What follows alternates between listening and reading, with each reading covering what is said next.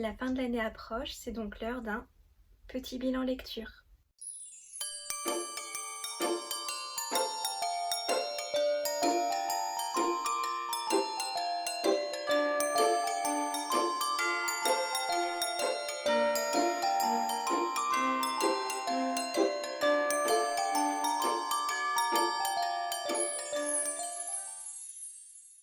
Bonjour amis des livres, c'est la chaîne du Cactus Kili et aujourd'hui je vais vous présenter ce qui a été pour moi mes meilleures lectures pour l'année 2021, les histoires qui m'auront fait le plus vibrer et commençons tout de suite avec en 5e position le tome 2 du Sorceleur, l'épée de la Providence. Tout comme dans le tome 1, nous avons là un recueil de nouvelles qui nous fait rentrer dans l'univers du sorceleur Geralt de Rive. Oui, mais c'est quoi un sorceleur? Eh bien, c'est un tueur de monstres qui a été entraîné dès son plus jeune âge et qui a subi des mutations génétiques pour lui conférer des pouvoirs surnaturels. Sauf que, de ce que j'en ai vu des 2 premiers tomes, j'ai trouvé que Geralt essayait plutôt de négocier, de passer par tous les moyens plutôt que de tuer tout ce qui bouge. C'est qu'il doit avoir un cœur, notre petit sorceleur. Et c'est pas plus mal parce que jusqu'à présent, j'ai adoré suivre la moralité de ce personnage. Pour l'univers du récit, nous avons là un monde de type médiéval, avec rajout de mythologie slave et histoire polonaise.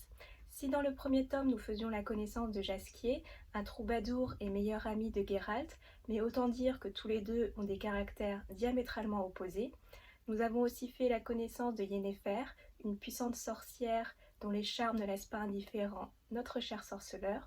Dans ce tome 2, nous faisons la connaissance de Ciri, l'enfant qui va donner un nouveau sens à la destinée de Geralt, l'enfant de la Providence, une petite fille dont le caractère m'a beaucoup amusée. Donc même si ces recueils de nouvelles sont bien sympathiques, j'ai quand même hâte de rentrer dans le vif du sujet, l'histoire de la série en elle-même. C'est aussi une série que je suis en livre audio, le premier tome a même été mon premier essai en livre audio, et en tout cas j'adore la voix de Nicolas Justamont, la personne qui lit cette histoire. Il a une voix très grave et qui colle parfaitement, je trouve, avec Geralt et l'univers du sorceleur. En 4e position de mes lectures préférées pour l'année 2021, j'ai mis Elana de Pierre Bottero. Donc pour l'instant, j'ai lu le tome 1 et le tome 2. Je n'ai pas encore lu le 3e tome qui conclut cette trilogie. Mais en tout cas, de ce que j'en ai vu, eh bien, j'apprécie beaucoup plus cette histoire que celle des Willan. Non, franchement, il y a vraiment un gouffre au niveau de la sympathie et du charisme entre Elana et Willan. Découvrir le parcours d'Elana a été un réel plaisir pour moi. On a la chance de suivre son histoire depuis sa petite enfance où elle perd ses parents, où après elle se fait adopter par des parents adoptifs plutôt originaux, jusqu'à embrasser la carrière de Marchombe vers son adolescence. Alors à Marchombe, c'est un peu compliqué à expliquer, ce ne sont pas vraiment des voleurs même s'ils en ont quelques caractéristiques comme l'agilité ou encore la discrétion. Mais non, eux ont un code de l'honneur et même s'ils sont organisés en guilde, pour eux la liberté est très importante. Évidemment, ils ont des ennemis, la guilde des mercenaires du chaos, qui eux considèrent le meurtre comme un art. Ils sont donc diamétralement opposés aux marchands et ne cherchent qu'à les détruire. Dans le premier tome, on va donc suivre Elana dans son apprentissage de marchand, puis dans le second tome, on va découvrir ses débuts en solo sans son maître. La plume de Pierre Bottero est toujours aussi envoûtante et poétique, un vrai régal. En 3e position de ce tome 5, j'ai mis Sharakai, le tome 1, Les 12 rois de Sharakai. Si je me suis intéressée à ce livre, c'est pour son côté oriental et on peut dire que j'ai été servie. Sharakai, c'est une grande cité située dans le désert. Elle est dirigée depuis 400 ans par 12 rois cruels et immortels. Et à travers cette cité, nous allons suivre Sédamine, une jeune fille qui combat dans les arènes et qui, depuis la mort de sa mère, n'a qu'un seul objectif, détruire les 12 rois de Sharakai. Ce que j'ai aimé dans ce livre, c'est vraiment toute l'ambiance orientale et dépaysante.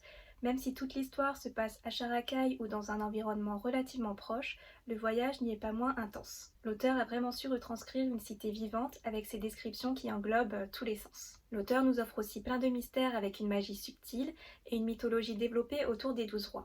Pour l'instant, on ne connaît pas la vérité, car oui, les rois ont réarrangé le passé à leur profit. Ce que j'ai aussi beaucoup aimé dans ce livre, c'est que ce sont les femmes qui sont moteurs de l'histoire. Que ce soit Sédamine, sa mère ou encore la prêtresse voyante, elles sont toutes pleines de courage et j'ai adoré suivre leur parcours à travers celui de notre héroïne. J'ai aussi beaucoup aimé le rôle des adhikaras, des buissons épineux qui entourent le désert et dont l'effet des pétales est des plus intéressants. Après, même si l'héroïne a 19 ans, nous avons là un récit clairement adulte, avec une ambiance noire. Les 12 rois ne font pas dans la dentelle, ce qui pour moi a rajouté un côté réaliste à cet univers qui m'aura clairement conquise. La 2e place pour mon top 5 de mes lectures 2021 est pour Alliance éternelle, le tome 2, le cycle du pardon. Alliance éternelle, c'est l'histoire de Catherine Valin, une trentenaire qui un jour va découvrir que dans une vie antérieure, elle était Enya, une princesse gardienne.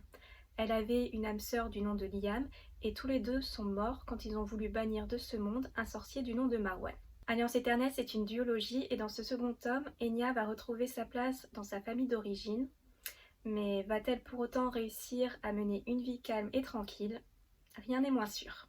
J'avais lu le premier tome en 2019 et je m'étais réservé le second pour 2021, car oui, je n'avais pas du tout envie de quitter cet univers trop vite. J'ai adoré l'histoire d'amour entre Enya et Liam, une histoire pure, authentique, loin des schémas toxiques que l'on retrouve dans les romances actuelles. De tout ce que j'ai pu lire jusqu'à présent, c'est vraiment l'histoire d'amour qui m'aura fait le plus vibrer. L'auteur a vraiment très bien su retranscrire leur relation. Mais Alliance éternelle, ce n'est pas qu'une histoire d'amour, il y a aussi de l'action, avec une opposition entre les sorciers et les gardiens, mais aussi tout un folklore de créatures surnaturelles. Dryades, fées, vampires, dragons, tout se mélange avec notre époque actuelle en France. Car oui, l'histoire se déroule en France, donc à Dourdan ou encore à La Défense, grâce à ce livre vous pourrez croiser des créatures surnaturelles. Et la première place pour mon top 5 de mes lectures 2021 est décernée à Bloodsong.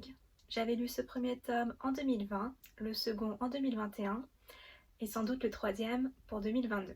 Car oui, quand j'adore un univers, j'aime bien faire durer le suspense. Je n'ai pas le second livre avec moi parce que je l'ai prêté à mon frère, mais du coup je vais utiliser celui-là pour ma vidéo. Dans ce premier tome, nous faisons la connaissance avec Vaelin Al-Sorna, un homme capturé par l'Empire Alpiran et qui va devoir livrer un duel judiciaire. Pour se rendre jusqu'au lieu où se déroulera le combat, il est accompagné par Vernier, un chroniqueur et poète à qui il va raconter son histoire. Et quelle histoire! Sauf que Vaelin ne va pas raconter la même version au chroniqueur et à nous lecteurs. Vaelin va donc nous relater d'où il vient, sa formation au sein du 16e ordre et comment il va devenir le plus grand guerrier de son royaume grâce en partie à son don, la voix du sang. Si ce tome est consacré à la vie de Vaelin, le deuxième s'ouvre sur les points de vue de plusieurs personnages. Ça m'a un peu surprise au début, mais au final ça ne donne que plus de richesse à ce texte qui s'ouvre sur une guerre avec un nouvel ennemi, l'Empire Volarien, un empire des plus belliqueux. Cette histoire est un véritable coup de cœur pour moi, j'ai adoré suivre ces deux premiers tomes et vu comment s'achève le second, j'ai hâte de découvrir la suite. J'ai adoré aussi suivre le personnage de Vaelin, un personnage droit dans ses bottes, intelligent, honnête et qui va devenir un leader alors que ce n'était pas ce qu'il avait imaginé en premier. Dans le second tome, j'ai aussi beaucoup aimé comment il va s'affranchir de ce qu'il a vécu et de ses croyances pour suivre sa propre voie. Au cours de son apprentissage et de ses voyages, Vaelin va rencontrer d'autres frères d'âme, tous plus ou moins attachants, mais en tout cas très intéressants à suivre. Enfin, ce que j'ai aussi beaucoup aimé dans cette histoire, c'est que la magie fait peu à peu son apparition. Au début du récit, on pourrait croire qu'elle est inexistante, puis Vaelin découvre son don, puis je vous laisserai découvrir la suite par vous-même. En tout cas, l'auteur aura su créer un monde tangible avec des royaumes, des empires où se mêlent intrigues, complots, guerres et mystères. Mais au-delà des conflits politiques se cache un autre ennemi, hors de ce monde, et où le mystère plane encore à la fin de ce second tome. Voilà, cette vidéo est terminée, je vous remercie de l'avoir visionnée. J'espère que vous aussi vous avez eu de belles lectures en cette année 2021. Si vous souhaitez faire plaisir à Cactu, n'hésitez pas à liker, partager ou vous abonner. Et en attendant, je vous dis à l'année prochaine et prenez soin de vous.